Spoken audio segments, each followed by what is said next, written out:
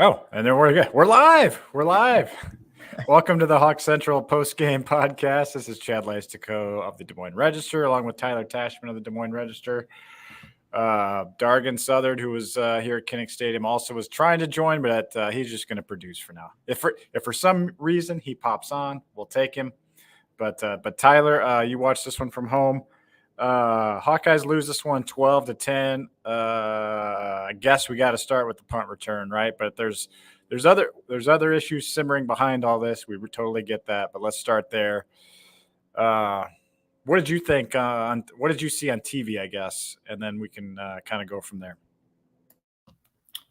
Yeah, I mean it's a debatable call. I think that in real time and even in replay, it didn't look like a fair catch call, but I could see the case for it. I mean, one way or the other, I don't think there's a right or wrong answer. But my biggest thing from that is it's easy to point the finger at that play, and I think that if that doesn't get called back, Iowa probably wins. But Iowa's offense lost them that game, not that play, not that call. Iowa's defense didn't even allow a touchdown. They allowed 4 field goals. They allowed 12 points. It was the offense that I think deserves the most blame for this, not a single call or the fact that the punt got called back. You can't, if you're Deacon Hill, and I know he's inexperienced, but turning the ball over 3 times just can't happen.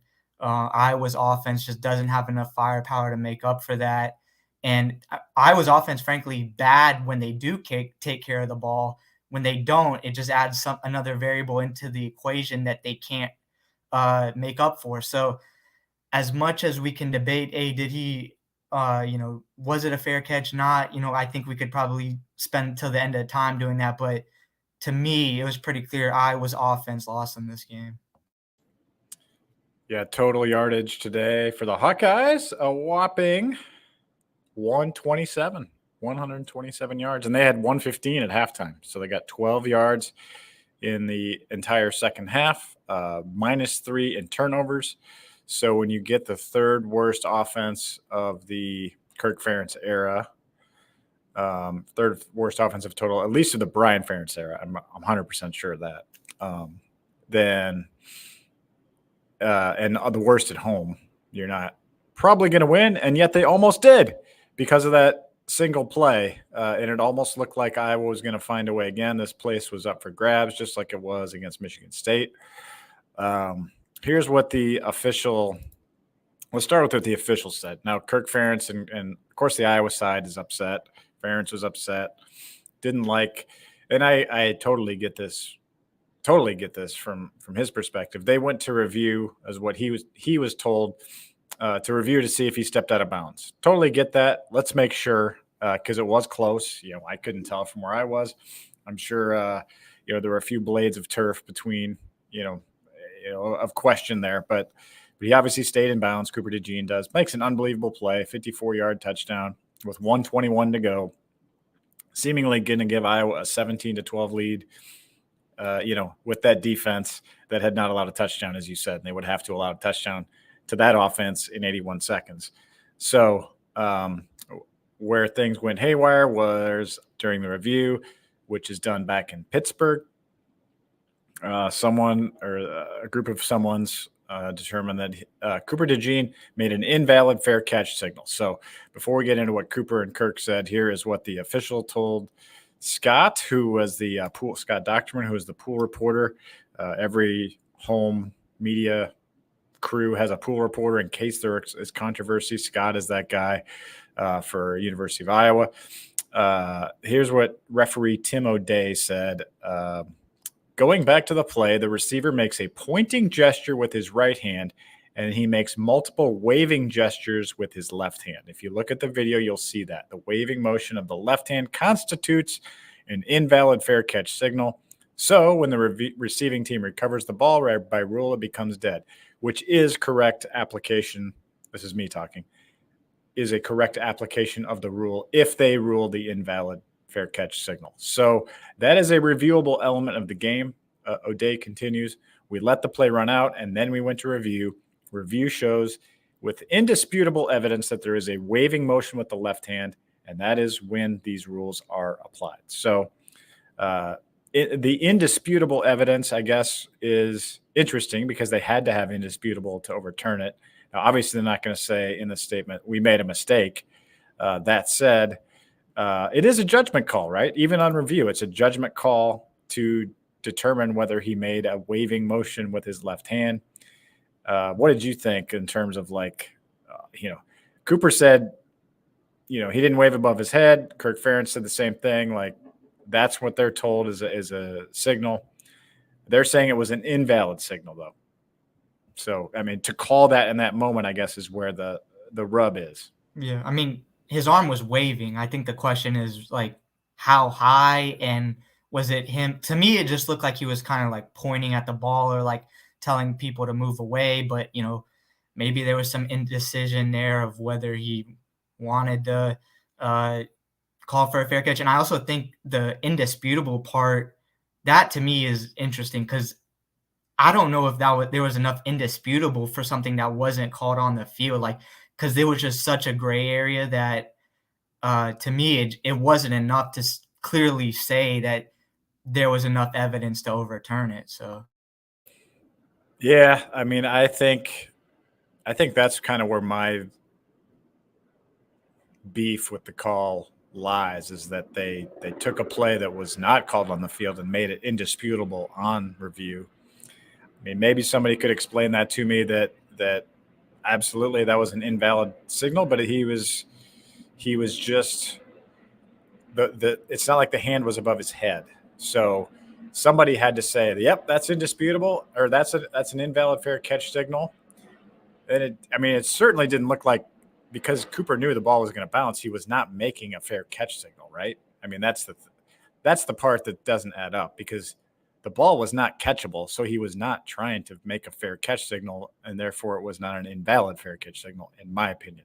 So, and the Minnesota defenders obviously did not stop attacking him, and it was such an incredible play. So, it turns a potential 7-1 Hawkeye team into a 6-2 Hawkeye team that we knew was flawed. But now we have to address those flaws head on. And in the post game, Tyler, Kirk Ferentz saying that, do you want to move on now, or should we talk about what Kirk and Cooper said? I mean, they both were dejected basically and thought it was a bad call. Yeah, we can leave it at that. Okay. Yeah, I mean, you guys can read my article. It's got a ton of quotes from Cooper and Kirk in there. And PJ Fleck thought it was a fair catch signal. So there, it was a big shock. But it wasn't, because it was invalid. It was an invalid fair catch signal. Who would have thought that PJ Fleck would have agreed with the call? Yeah. So what was interesting was, Kirk Ferentz gets defensive again on the quarterback change questions and basically said, hey, we're not crazy. We see what we see in practice.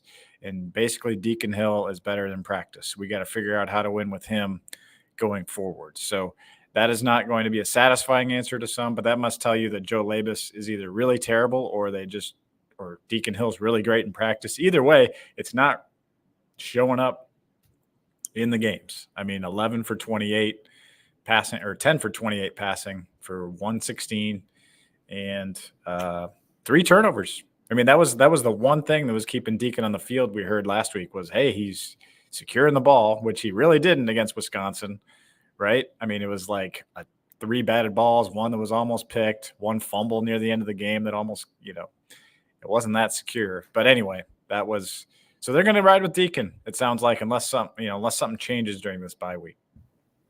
What do you think of that? Well, it figured to be an uphill battle when Cade went out with, a season-ending injury. Just one, because I know some people weren't satisfied with what he was doing on the field, and he didn't really have a great start to the season by any means, but he was a guy that had won a Big Ten championship, had been to a college football playoff semifinal, and losing him, I think, because of what Iowa had behind him and not really a proven guy, it figured, okay, this is going to be a challenge. I don't know if we expected it to be this bad, because based on my Well, I just crunched the numbers real quick. Since Deacon took over for Cade when he got hurt against Michigan State, he's 33 of 90 completion, so barely over 33%. His best passing day yardage wise was actually today, 116 yards. That was the most he's passed for in a single game in his career. And look, I don't put this all on Deacon Hill's shoulders, because this is a guy that he came in from Wisconsin, hadn't even attempted a pass before this season, and you throw him into a difficult circumstances. He hasn't been great, but he's also a young guy. Just the help around him has not been there either. I think the receiving play, I guess you could make an argument it was a little bit better today, but that's not saying a whole lot given what we're comparing it to this, up to this point in the season. It looked like an offense that didn't really have a lot of trust in its receivers and was really missing Luke Lachey and Eric Hall. And then the running game after 2 strong games just was gone basically today. And the difference between today and what happened against Wisconsin is Leishon Williams broke out that long touchdown run. That didn't happen today. And there was really basically nothing on the ground. So now you have to rely on Deacon Hill to make plays, which is with his arm, which he wasn't able to do. That's a lot of pressure on a guy with not much experience. So to me, it just feels like a whole offensive collapse. And the outlook of it, I don't really see too much promising moving forward. No, definitely not. And because Minnesota kind of showed the blueprint of, hey, we're going to just load the box. And that's what they said Minnesota did. They brought their safeties down to help with the run. So that meant, one-on-one coverage with the receivers. And there were some early connections. Obviously, even a broken play turns into a 36-yard gain to Deontay Vines. And, it turns into a field goal on the first drive. And you're thinking, that's kind of promising. And then they even take the 10-3 lead at halftime on the most Iowa drive ever with a bunch of runs for 4 or less yards and 4 penalties on Minnesota, 46 yards, 3 sneaks, and finally in officially for a touchdown. But guess what, Tyler? The longest run of the day, Deacon Hill's quarterback sneak, 7 yards. So the Hawkeyes finished 28 carries for 11 yards. Yeah, 11 yards. That's it. 28 carries, 11 yards. There's 22 yards in sacks there for Deacon and a bunch of sneaks. But that's not good. That's not good. The longest run for any running back was 5. Deacon ran for 7 on a 2nd-and-1 sneak. Yeah, and I was surprised it took them a while to get in that touchdown too with Deacon's sneak. I was kind of surprised that they didn't get it in quicker. But you mentioned one of the sacks, and the sack that they took on that final drive, that was a real killer, because they started at their own 46, and then that just kind of took the air out of it even more. But no, I feel like looking forward, coming off a big win against Wisconsin, Iowa they controlled their own destiny in the West. If they won out, they get to the Big Ten championship. This makes things more difficult and makes things more complicated. I think Minnesota is going to kind of be in the running now to win the West. Wisconsin won really late against Illinois, even though they had been losing. So getting to a Big Ten championship now becomes a lot more complicated. And it begs the question of, like, is Iowa going to waste another great defense? And because they went 8-5 last year with a defense that if it was an average offense, they probably would have only lost 1 or 2 games. And I think it's getting to the point now with the way Iowa's offense is playing is like, are they going to waste another Phil Parker defense that's been really good, especially since it feels like since that, Purdue game, Purdue, Wisconsin, they played really well. And now it's like, are they just going to waste it again? Yeah. And, we'll see. I mean, they get a chance to regroup here. I'm with you. I mean, the offense is just so bad. I just think you're just going to have to go with a strategy of just, you cannot turn the ball over. Like, if they don't turn it over, Torrey Taylor and the defense is good enough to probably win you some games. Taylor, 9 punts, 49.3 average. Minnesota punted 9 times as well, 39.9 average. So you look at that difference. Iowa with 85 more yards in punts out of 9 punts. So that's field position you made. I mean, that's kind of offensive field position you kind of make up there. And Minnesota only gained, what they gained, 239 yards on 70 plays. I mean, that's a winning effort, like you said, on the defense. It's really disappointing that they couldn't run the ball more. I think that made them put the ball in Deacon's hands a little bit more than they should. 28 attempts plus the sacks. So he was dropping back 30 plus times.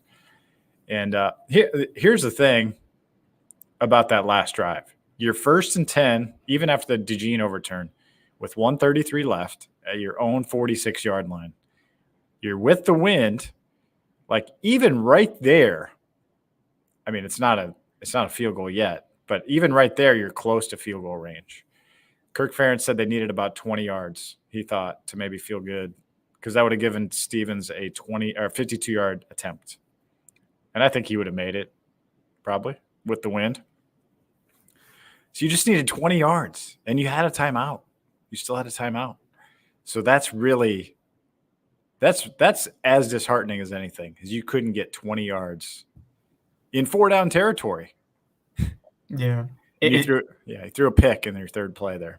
So. It feels like Iowa's flaws kind of caught up to it today, because some of these games that Iowa was getting the benefit of the doubt of, the Michigan State game, even the Purdue game, the Wisconsin game, you even look back at the Iowa State game that ended up being kind of close. Like Iowa was able to basically just fight their way to a win. And Cooper DeJean almost did it single-handedly today. And that was just an incredible return. And the fact that he did this against Michigan State a few weeks ago, it almost looked like a mirror image of it, except the field was flipped. Like he goes down the sideline, kind of snakes through.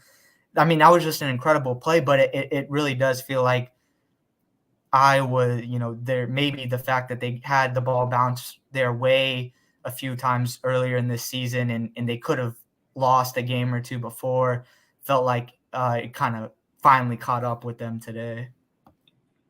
Yeah, no question. I think we kind of thought this might be coming at some point, and it hit today. Let's just transition to 3-word headlines now so we can delve into any other little threads. Clint, right off the top, says, gotta fire him. Who do you think he's talking about? I don't think it's Phil Parker. I don't think it's him. Thank you for adding some humor to the podcast. Yeah, or LeVar Woods. I think you can roll out those two. Hawkerella says, hold refs accountable. Amy says Cooper was robbed. I think, you could definitely argue that. I feel bad for him. Yeah. I mean, what an effort. He was just gutted. You could tell he was like, that's almost one of those things, just like horrifying, shock. Yeah. To make a great play like that, to come to the bench, and then all of a sudden you're told, because you probably don't even understand. He didn't even understand why they overturned it initially. Like, what? Like, you actually took that off the board? Like, oh my gosh, that this is good. Before I'll scroll through some others here, Tyler, but why don't you answer this one? I'm doing that. Like, this one feels like it could linger even through the bye week to me. What do you think? I feel like the bye week, regardless of if they won this game or not, came at a really good time, because it feels like they're kind of limping toward what they needed, a break. Just it seemed physically and maybe mentally now, given this loss, just a kind of a chance to regroup. And with Cooper too, because I remember after the Michigan State return, he told me, like, when I talked to him on Tuesday, he was like, it still didn't feel real. And that was days after. So now you're talking about how quickly things change in the matter of minutes. And I was almost thinking, if that stood, it's like, it felt like he was almost going to catapult himself into the Heisman conversation. You return 2 punts for a touchdown, for touchdowns, do what he's done defensively. It was like, man, he's felt like he was going to at least put himself in the conversation to be talked about. But yeah, Former Hawkeye tight end Scott Slutzker says offensive dumpster fire. That's a former Hawkeye tight end. Yeah, no arguments there. Randy Kopecki agrees with you, Tyler. Karma caught us. They were due for this. Dirk Heiler says fate catches Hawks. Good one. Justin King, miss you, Floyd. Yeah, Floyd Rosedale goes to Minneapolis now after an 8-year stay in Iowa City. I think that kind of hurt too. Like when I was walking to the locker room, they're Minnesota and PJ Fleck. They're still celebrating on the field, holding the pig. They really wanted this one. I think this probably really made their season. A huge win for them, however they get it. Yeah, it gets them back kind of in the thick of things in the West to make a Big Ten championship as well. So yeah, Mark Gallagher, what's the upside? That's a pretty standard 3-word headline. I feel like no matter the outcome, you can count on that being one of the 3-word headlines. If they win 40-0, what's the upside? Yeah, Brett Johnson. I don't know if this is 3 words, but we'll let it slide. 2.26 yards per play. Oof, so ugly. Yeah, that's bad. Yeah, but hey, for the first time in the last 14 games, wide receivers led the team in receiving yards. The resurgence. You're looking for the Mr. Positive. For the silver lining. Obviously, I'm being facetious there and kind of joking. I like this one from Jason Jones. Let's finish with this one. Fourth quarter wave? ? Instead of the first quarter wave. So yeah, there you go. Somebody asked about the 25 points per game thing, Tyler, and of course, Kirk kind of dismissed it. I mean, but obviously, we knew there was zero chance that Brian Ferentz was going to get to 25 points a game after last week, but now it's really bad.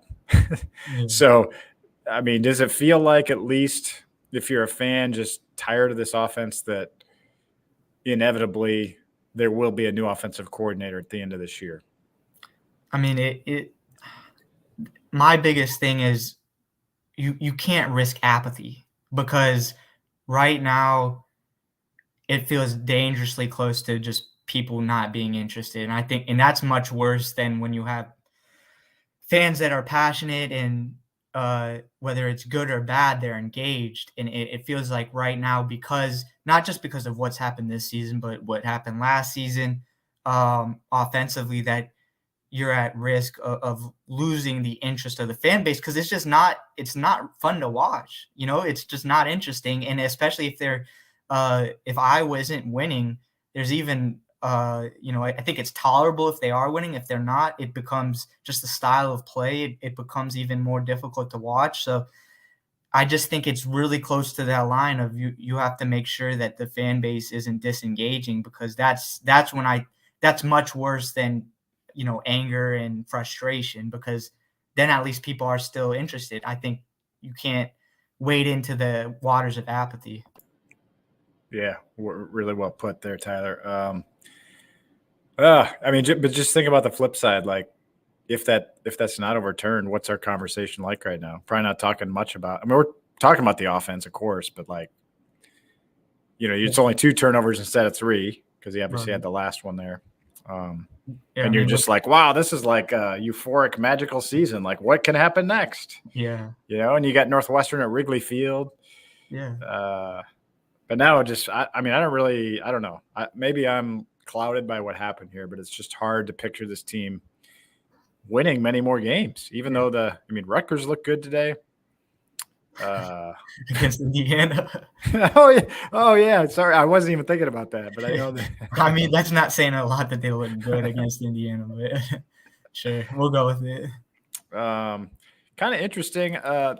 Some people are making some stuff out of this, and I guess this was decided a while back, but it's not going to look good. We usually get coordinators during bye week, and this week we're not going to get coordinators. So, Brian Ferentz will not be meeting the media this week as he usually does. What do you think of that? So you said it was decided earlier?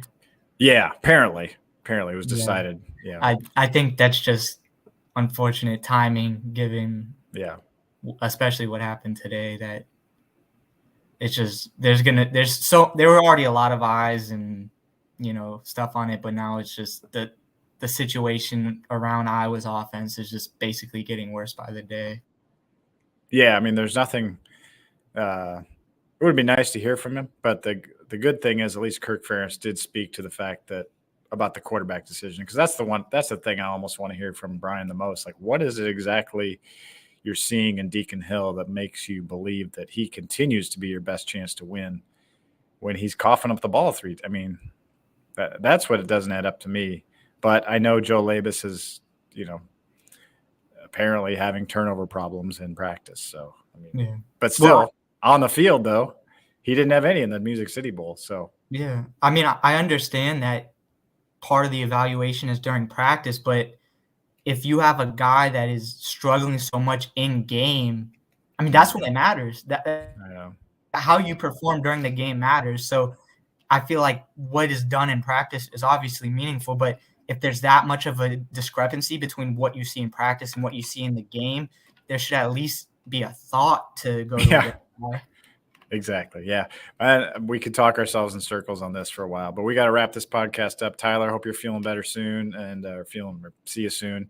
And thanks, Hawkeye fans, for joining us. Any final thoughts? You got any positive thoughts? How about a positive message today from Tyler? Do you have anything? Iowa's defense is really good. Joe Evans was playing like a madman. Sebastian Castro. Yeah, that's all I got. We could probably talk for 30 minutes about Iowa's defense, but obviously, yeah, we could. Probably don't want to be hearing about that right now. Yeah, exactly. Anyway, for Tyler Tachman, Chad Leistikow, saying so long. I don't know when we'll talk to you next, but we will talk to you sometime about this Hawkeye offense and Hawkeye team.